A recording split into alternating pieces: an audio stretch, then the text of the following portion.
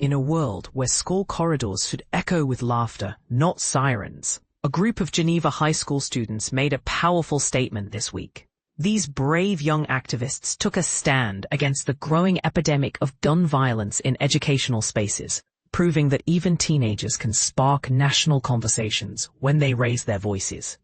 But here's where it gets controversial.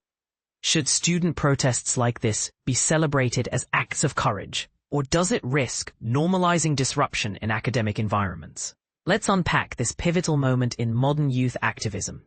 It was the 7th hour at Geneva High, and instead of settling into math class or enjoying lunch, around 100 students gathered outside with hand-painted signs and passionate chants. Their message? A unified demand for safer schools and stricter gun control measures. This walkout came just days after a tragic shooting at a Minneapolis church during a Catholic school mass, which left 2 children dead and over a dozen injured. As one student, Rex Pomaro, put it, people need to stop turning a blind eye to this crisis.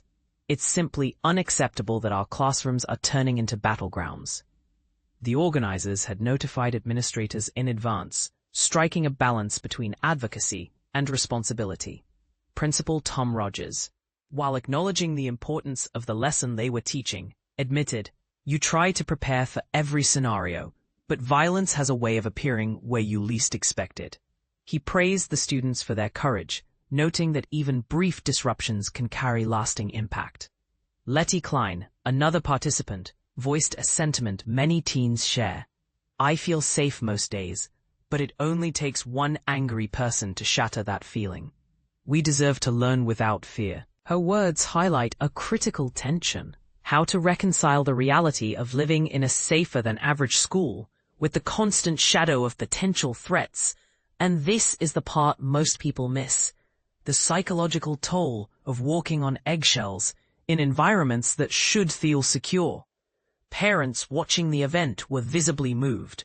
Randy Pomaro, a local resident, emphasized, "These aren't just kids with strong opinions. They're deeply thoughtful young leaders who understand the stakes." Meanwhile, Amy Klein posed a question that lingers. When will adults start taking student concerns seriously, instead of dismissing them as fleeting outrage? This isn't Geneva High's first act of protest. In 2018, students staged a similar walkout following the Parkland tragedy, showing a pattern of resilience and advocacy. On this day, after 15 minutes of peaceful demonstration, the students returned to class, their message clear: change is needed, and they're not waiting for someone else to demand it. So here's the challenge we leave you with. Do you believe student-led movements like this can truly influence policy? Or are they just symbolic gestures in a broken system? Share your thoughts below, because the next generation is already writing the next chapter of this story.